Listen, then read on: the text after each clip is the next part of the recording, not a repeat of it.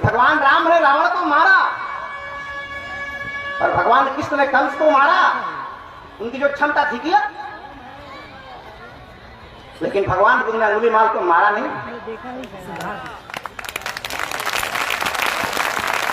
भगवान राम ने रावण को मारा क्योंकि उतनी क्षमता थी मारने की। कृष्ण ने कंस को मारा क्योंकि क्षमता मारने की थी, लेकिन भगवान बुद्ध ने अंगुलीमाल को मारा नहीं, सुधारा।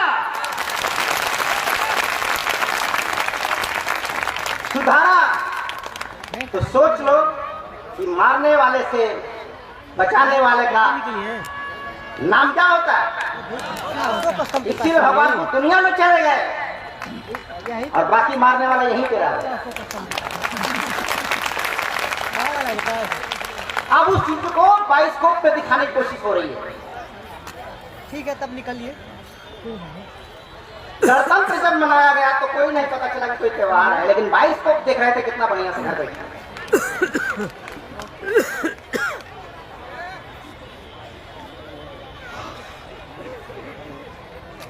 तो हमारा जो भारत है, ये हमारा देश है,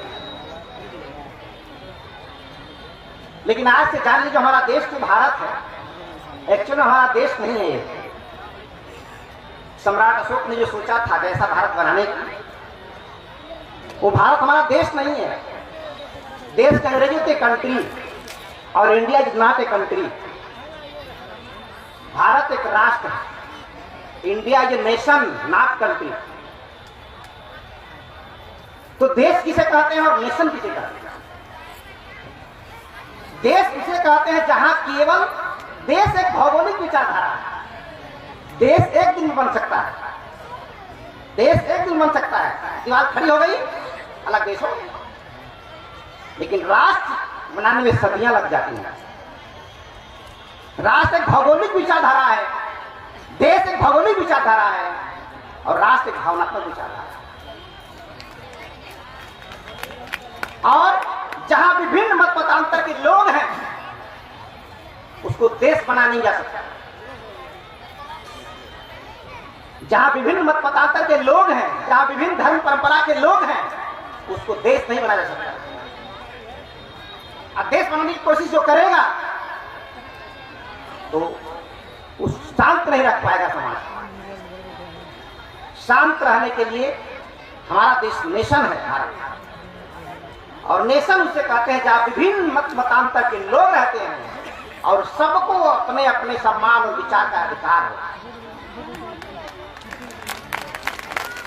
और हमारे देश में ऐसा ही है।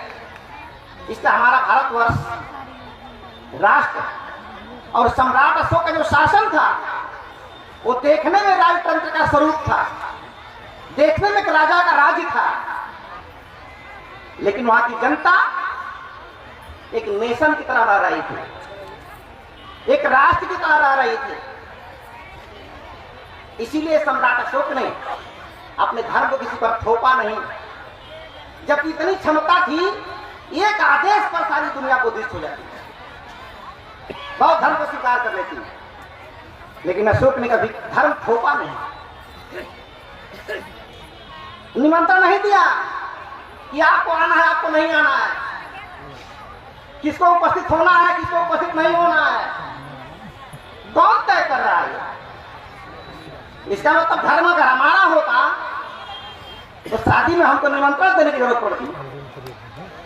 इसका मतलब धर्म किसी खास का है, वो जिसको निमंत्रण देगा वही वहां जाएगा, और जिसको निमंत्रण नहीं देगा वो नहीं जाएगा। दोस्त उसका नहीं है, दोस्त हमारा है। तो सबके बावजूद भी 100 जूता खाए तमाशा घूस के देखेंगे। दोस्त उनका नहीं, दोस्त हमारा है कि 100 जूता खाए तमाशा घूस के देखेंगे। तो तमाशा देखना अगर आपकी मजबूरी है तो कार्ड सबको नहीं देना उसकी भी मजबूरी है। इसीलिए समझिए इस बात को कि सम्राट अशोक ने भगवान बुद्ध को माना जरूर, लेकिन थोपा किसी पे नहीं। ये बहुत बड़ी बात है। और ऐसा भी नहीं बोला कि भगवान बुद्ध को नहीं मानोगे देश विरोधी हो जाओगे, हमारी नहीं मानोगे तो देश का समर्थक रहोगे, नहीं तो नहीं मानोगे विरोधी हो जाओगे। ऐसा अशोक ने कभी नहीं कहा। अशोक ने कहा कि कोई भी व्यक्ति जो धर्म है उस व्यक्ति का स्वभाव है। ये कोई नौकरी नहीं है कि भर्ती हो गया आदमी, एक स्वभाव है। आपका स्वभाव क्या है? जलना हो जलाना, जो उसका धर्म। सरकार कौन आएगी जाएगी वही रहेगा उसका काम।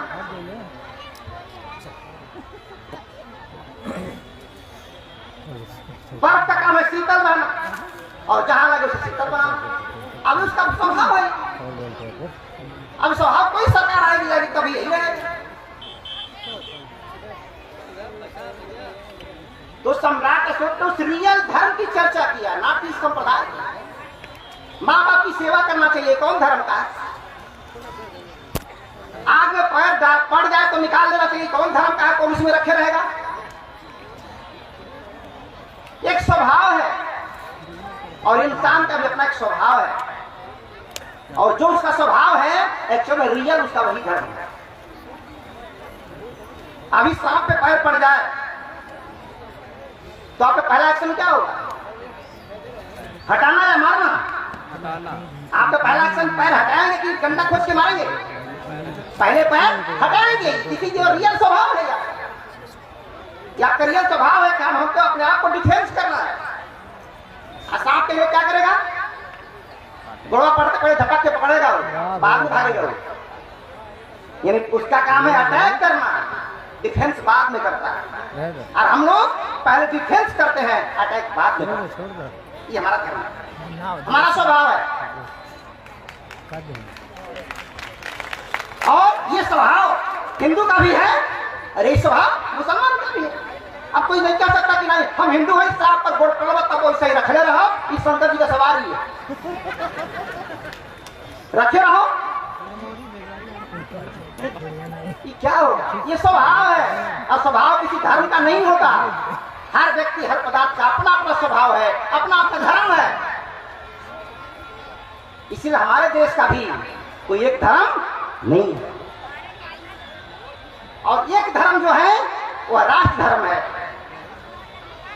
और एक धर्म की जो किताब है वो हमारा संविधान है। और संविधान हमारा क्या कहता है? संविधान कहता है कि हम हिंदू हैं न मुसलमान। संविधान कहता है कि हम हिंदू हैं न मुसलमान, हम भारत के लोग हैं और भारत की संतान। हम भारत के लोग हैं, भारत की संतान, और धरती हमारी माता है, पिता आसमान। धरती हमारी माता है, पिता आसमान, और तिरंगा हमारी शान है, और अशोक स्तंभ हमारी पहचान है। तिरंगा हमारी शान है, अशोक स्तंभ हमारी पहचान है, और मानवता हमारा धर्म है, लोक कल्याण हमारा काम है। वेलफेयर स्टेट, मानवता हमारा धर्म है, लोक कल्याण हमारा काम है। यही हमारा विजन भी है, यही हमारा मिशन भी है, और इसी मिशन पर यही हमारी ख्वाहिश भी है, यही हमारा अरमान भी है। तो सम्राट अशोक क्लब इन विषयों पर काम कर रहा है।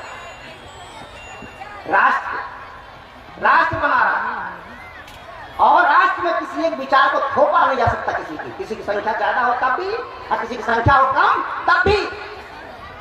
40 लाख की गाड़ी है, एक तो कांटा चूक जाए टायर में तो क्या होगा? गाड़ी खरीदेगी नहीं खरीदेगी?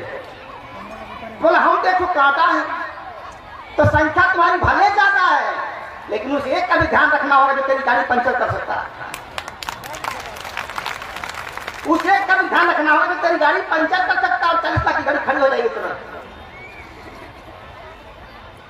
तो सम्राट अशोक वहां पे काम कर रहे थे, वो भावनाओं पे काम कर रहे थे। इसलिए सम्राट अशोक क्लब का सम्राट अशोक का जो राजतंत्र है वो भी लोकतंत्र का स्वरूप है। उसकी आत्मा जो है लोकतंत्र में उपस्थित थी। देखने में राजतंत्र दिखाई दे रहा था, लेकिन अंदर में आत्मा लोकतंत्र की थी। और आज क्या हो रहा है? देखने में लोकतंत्र दिखाई दे रहा है, लेकिन आत्मा में राजतंत्र बैठ गया है। तो कुछ ना कुछ देश बदल रहा है, अच्छी दिशा में बदले चाहे बुरी दिशा में, देश तो बदल ही रहा है। इसलिए आज का भी दिन हमारे लिए है और आज का दिन हमारे लिए, क्योंकि हमारे मुख्य अतिथि नेपाल से आ गए हैं, तो इसमें 4 चांद लग गया है। लगा कि नहीं लगा?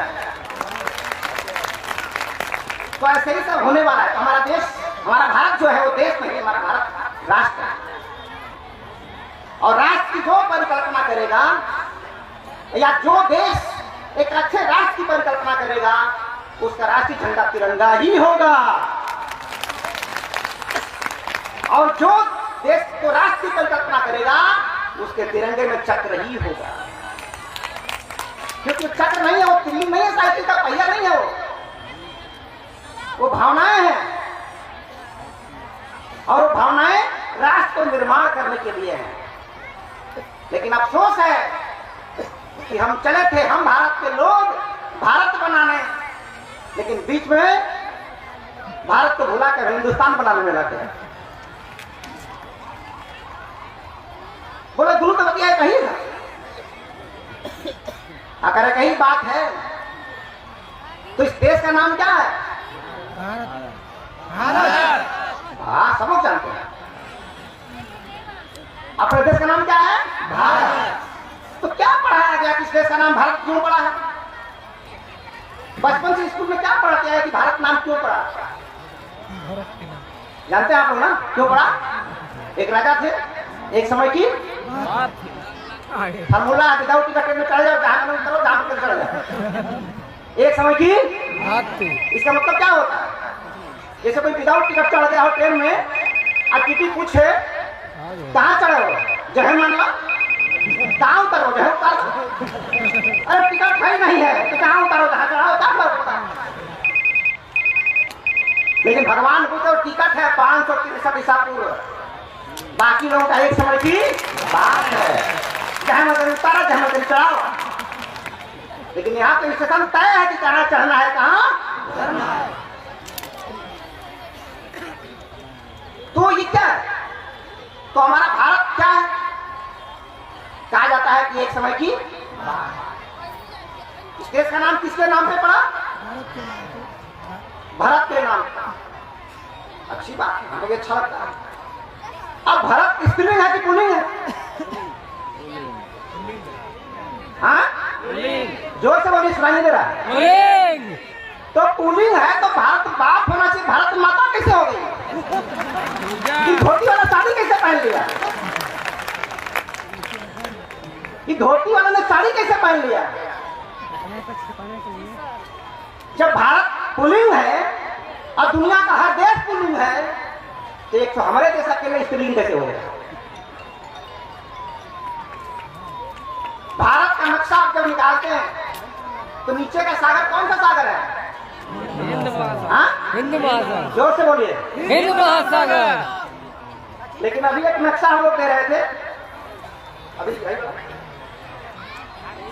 उस पर लिखा है, अच्छा हिंद महासागर अंग्रेजी में क्या बोलते हैं? Indian ocean. और इंडिया को हिंदी में क्या बोलते हैं? भारत। और ये बाबरी तो घोटाला है। जब इंडियन ओशन माने भारत होता है तो भारत महासागर होते, हिंद महासागर कहां से हो गया? बीच में ये इंडियन ओशन जो है तो भारत महासागर होना चाहिए, भारतीय महासागर होना चाहिए, ये हिंद महासागर कैसे हो गया? दिस इज द कल्चरल घोटाला। इसको बोलते हैं संस्कृति का घोटाला। इसलिए हमने बोला कि जो इतिहास में है वो संस्कृति में नहीं है, जो संस्कृति में है वो तब भी वो सागर था। तो उस समय उस सागर का नाम क्या था भाई? तो उस समय उस सागर का नाम था अपार समुद्र। और अपार समुद्र से क्या बन गया? अरब सागर। एक समय की जब उनके निकल जाए टिकट सही नहीं है। उसके बगल में खाड़ी है, उसका नाम क्या है? बंगाल की खाड़ी। बंगाल खाड़ी तो नाम तब बना होगा जब बंगाल हुआ हो, बांग्ला भाषा नहीं होगी। लेकिन जब बांग्ला भाषा भी नहीं थी, बंगाल भी नहीं था, तब भी वो था। तो उसमें उसका नाम क्या था भाई? उसका नाम था पूर्वा समुद्र। तो एक कब्जा करके इतना खुश है, हजारों कब्जा के उस पर क्या दिक्कत हो रही है? तो दुनिया क्या करे? आपको ये नहीं सोचना है। आप जो जो करके यहाँ आए हो घर जाके फिर वही करना। जो जो करके यहाँ पहुंचे हो वही करके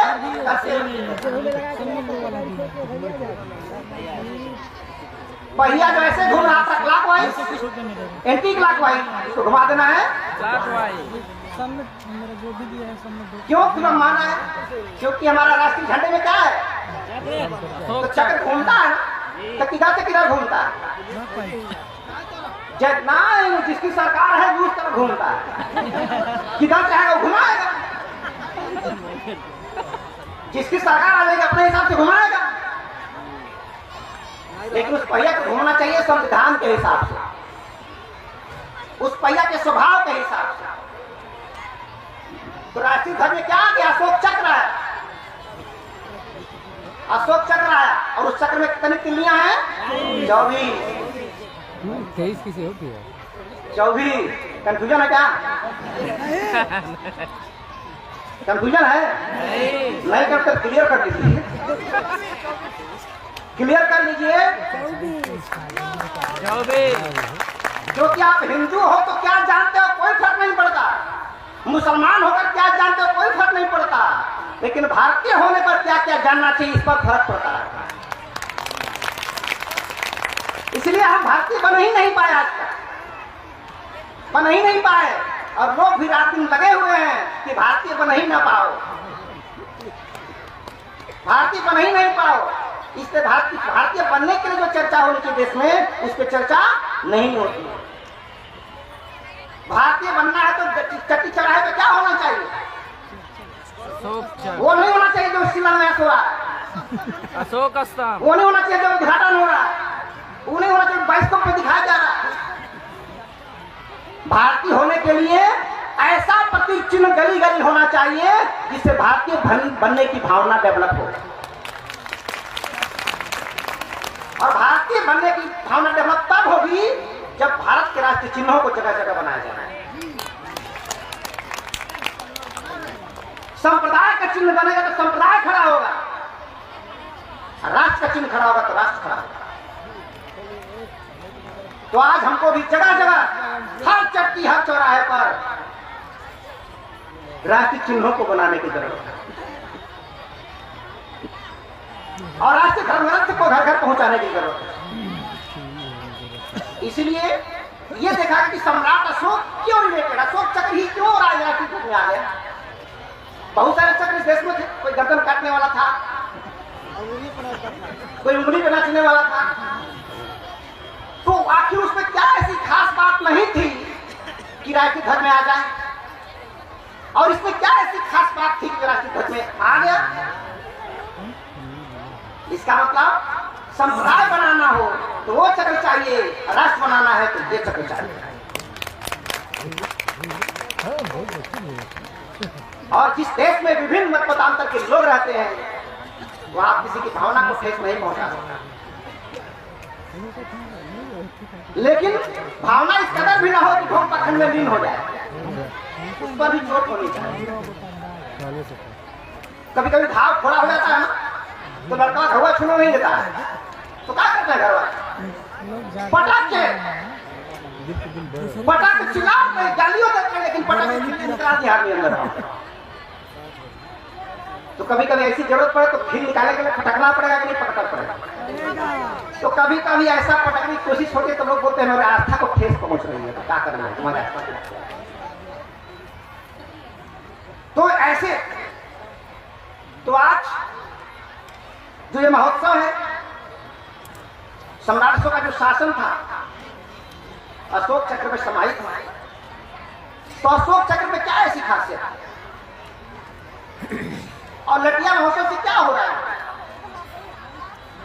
इतना बड़ा जन सैलाब आया है, मैं चाहता हूं कि जोरदार ताली आप लोगों की तरफ होना चाहिए। जब कभी सुनते सुनते ना आदमी आनंद लेते लेते परमानंद के चक्कर में हो जाता है। ताली बजती रही तो आनंद मिलेगा, परमानंद नहीं मिलेगा। तो आज सम्राट अशोक ने उस स्वभाव को दुनिया में लाना चाहा जो व्यक्ति का स्वभाव है, व्यक्ति का जो धर्म है। लेकिन आज एक ऐसा चल रहा है कि धर्म के नाम पर लोग लड़ रहे हैं, लेकिन धर्म के रास्ते पर चलने को तैयार नहीं है।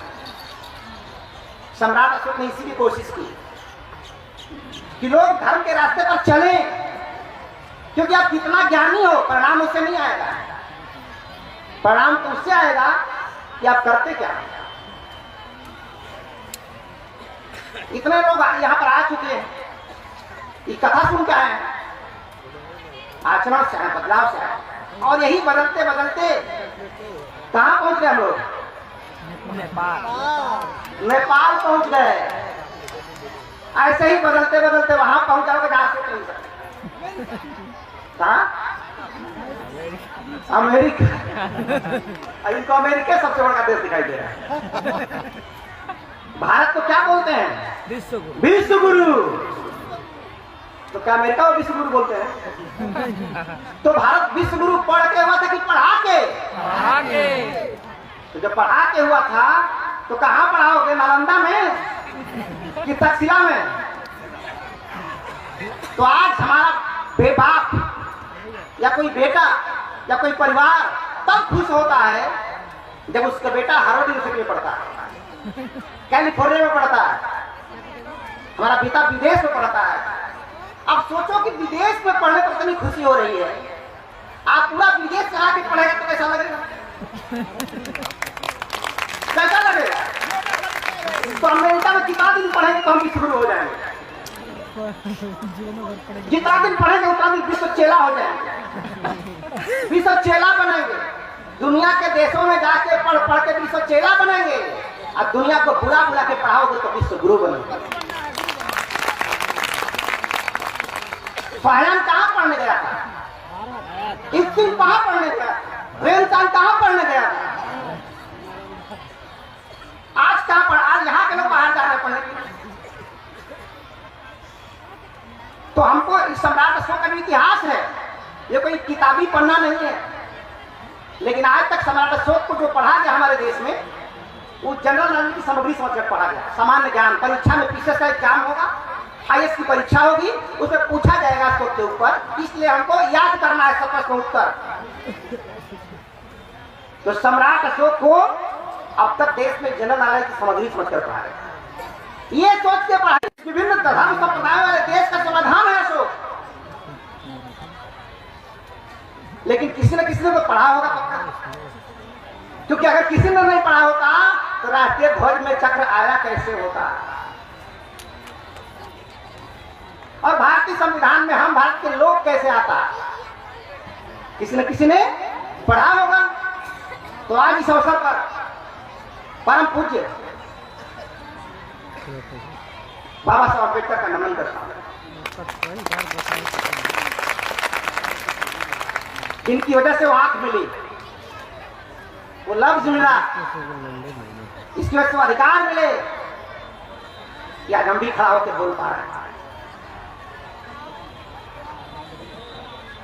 इसलिए सम्राट का जो शासन था वो डंडे के दम पर कब तक था? जब तक कलिंग पर विजय नहीं किए थे। तो कलिंग के पहले का शासन क्या था?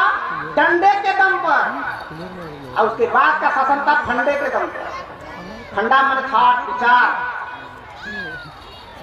तो तलवार से एक भी जीत पाए, जिससे लड़े उसी को जीता। लेकिन विचारों के दम पर जिन्होंने अशोक को देखा नहीं, वो भी उनके सामने से उनको स्वीकार कर लिया। जिसने देखा तक नहीं उनको सामने सामने, वो भी स्वीकार कर लिया उनके सिद्धांत को। तो सम्राट अशोक क्लब उस विचारधाराओं पर देश को चलाना चाहता है, और ये हमारी मर्जी नहीं है, इस देश के कानून की मर्जी है, इस देश के संविधान की मर्जी है।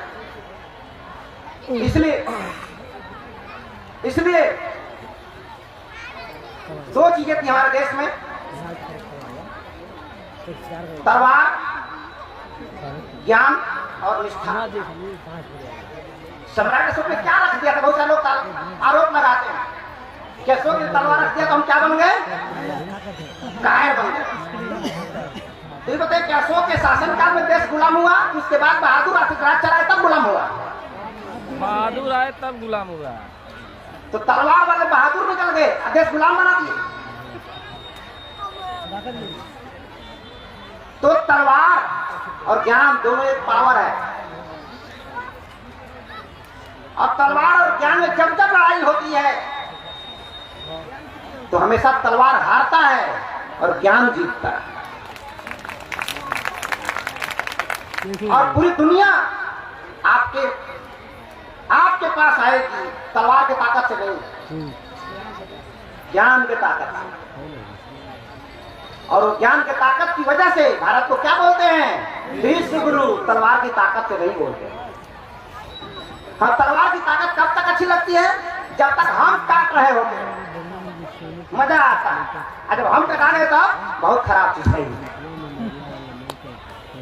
दर्शकों ने इसकी गहराई को समझ लिया पहले से।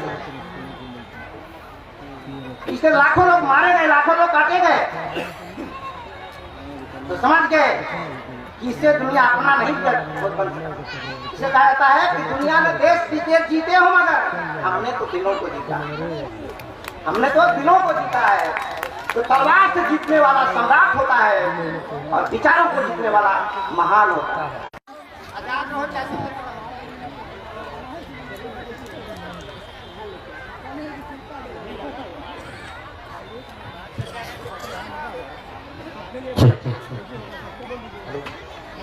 हेलो, दोनों तो बात एक ही है। Thank you. दोनों तो बात एक ही है। आजाद को अंग्रेजी में फ्री बोलते हैं और स्वतंत्रता को फ्रीडम बोलते हैं। तो अगर दोनों बात एक ही है तो दो शब्द क्यों हो गए? तो हम लोग इस देश में आजाद हैं कि स्वतंत्र हैं? पता ही नहीं लोगों को। कुछ लोगों को लगता है हम आजाद हैं। 1947 में हम क्या हुए थे? आजाद हुए थे। अब बोले खपरा में फंसाओगे क्या हमको? 1947 को हम क्या हुए थे? आज 26 जनवरी को हम स्वतंत्र हुए। स्व माने अपना, तंत्र माने सिस्टम, कानून, नियम, व्यवस्था। तो हम दूसरे के नियम कानून को जब फॉलो करते थे तो परतंत्र कहलाते थे। लेकिन पालन तो करना ही पड़ेगा, चाहे दूसरे का चाहे अपना। तो दूसरे का कानून जब पालन करते थे तो परतंत्र कहलाते थे, और अपना कानून बना ले तो पालन करेंगे कि नहीं करेंगे? रोड के किधर चलते हैं? कहाँ चलते हैं? सिस्टम है, वो कानून है। अब बोले कि हमारी आस्था तो दाएं साइड में चलने में है, तो जाओ चलो शमशान घाट जाओगे। तो क्या हुआ? यानी वो कानून है, वो नियम है। तो जो स्वतंत्र यानी स्व माने अपना, तंत्र में सिस्टम यानी जो हमारा बनाएगा सिस्टम, यानी पहले दूसरे के सिस्टम के गुलाम थे, हम अपने सिस्टम के गुलाम हैं, लेकिन गुलाम नहीं कर सकते उसे। तो हम स्वतंत्र हो गए। स्वतंत्र का मतलब जन्म की तवन करना होता है। स्वतंत्र का मतलब जो मन में करेंगे नहीं होता है। आप लोगों ने पढ़ा है ना कक्षा 8 में रूल्स ऑफ द रोड? वो छड़ी घुमाते हुए जा रहा है, कर आई एम फ्री करके चला गया। तो उसके सामने से दूसरा व्यक्ति आया तो बोला, देख तेरी स्वतंत्रता वहीं खत्म हो जाती है जहां से मेरी नाक स्टार्ट होती है। अगर तेरी छड़ी अगर मेरे नाक को छुआ गई तो पीटने के लिए मैं भी स्वतंत्र हूँ। ठीक है? तो हमारी स्वतंत्रता वहीं खत्म होती है जहां से मेरी नाक स्टार्ट होती है।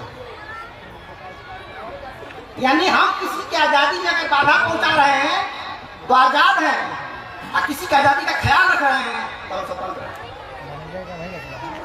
तो हम भारत के लोग स्वतंत्र हैं, आजाद नहीं है। स्वतंत्र का मतलब नहीं होता कि जो मन आएगा वो करेंगे, कानून के अनुसार जो होता है वो करेंगे।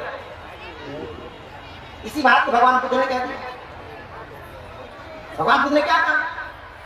वही बोला उनकी भाषा में, चोरी नहीं करना। तो चोरी करेंगे तो क्या होगा? पाप पड़ेगा। चोरी करेंगे तो पाप पड़ेगा क्या? नहीं, जेल जाओगे, पाप नहीं पड़ेगा। झूठ बोलोगे तो जेल जाओगे, पाप नहीं पड़ेगा। किसी को मारोगे तो जेल जाओगे, पाप नहीं पड़ेगा।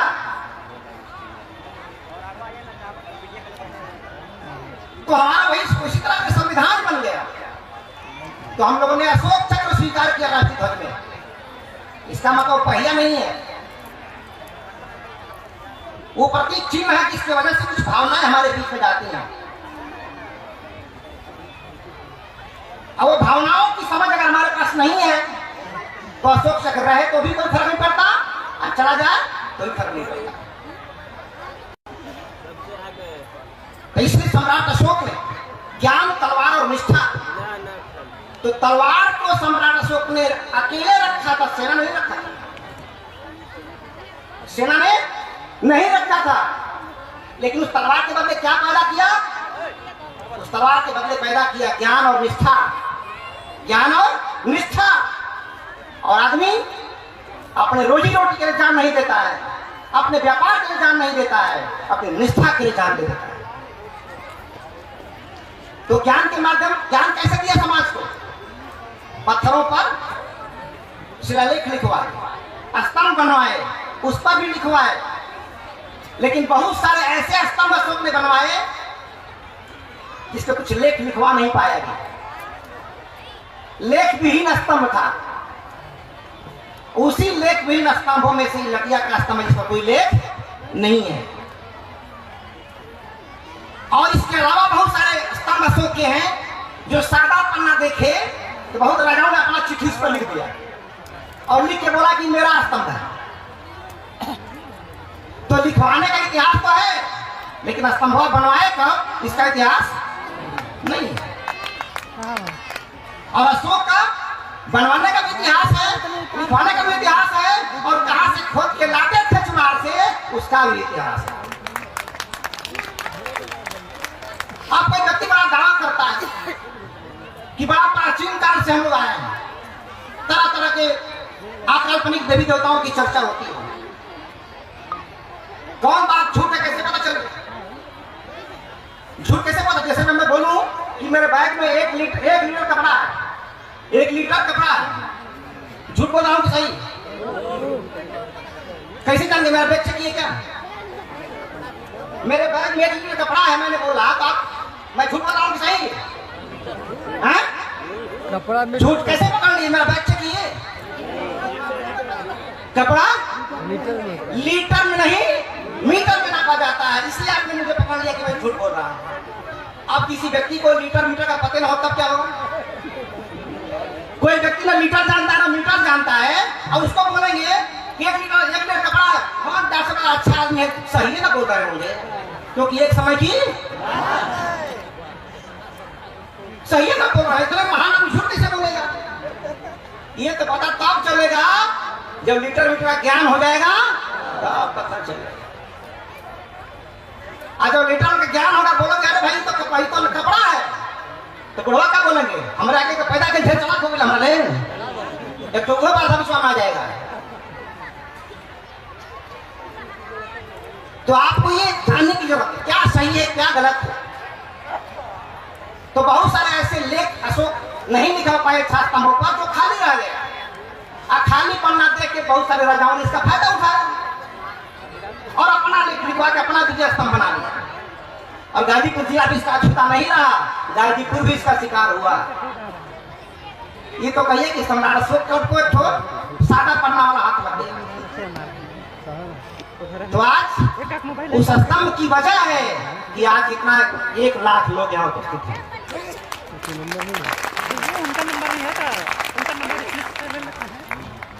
तो इसलिए इस तरह से सारी चीजें देश में चल रही। अब किस भाषा में लिखवा? पाली में, प्राकृत में, तमाम अलग अलग भाषाओं में, खरस्ती। अब कोई व्यक्ति अगर आपको कहता है कि हमारा आदमी बहुत प्राचीन है, तो बोला मुझे प्राचीन होने में दुख नहीं है। बताओ कौन भाषा में बोलता था, कौन लिपि में लिखता था? अगर किसी की भाषा भी नहीं है, लिपि भी नहीं है, तो कहानी झूठ है, बड़े समर्थक जाने होंगे। अगर किसी राजा के प्रति निष्ठा लाखों लोगों की है, निष्ठा करोड़ों लोगों की है, लेकिन उस राजा के अगर लिपि भी नहीं है, भाषा भी नहीं है, तो पूरी कहानी काल्पनिक है, झूठ। अशोक की भाषा भी है और अशोक की लिपि भी। आदि मानव में क्या फर्क पड़ता है? आज मानो तो बोल नहीं पाता था, ही हु है हु करता कुछ भाषा नहीं। तो इतने अति प्राचीन वाले लोग हैं, आज यू बोलते थे क्या भाषा थी उनकी? जिसकी भाषा नहीं, लिपि नहीं, एक लाइन में जानो साहब गलत है, क्योंकि वह एक समय की लांग लांग वो दे रहा है, ढेर दिन पहले की बात है। तो ढेर दिन पहले वाली जितनी कहानियां हैं उसको समझ कर आपको ढेर कर देना है। क्या करना है? एक महानता छुपी है हम अपने अंदर, और यह देश सोने की चिड़िया कहानी में नहीं हकीकत में आ जाए।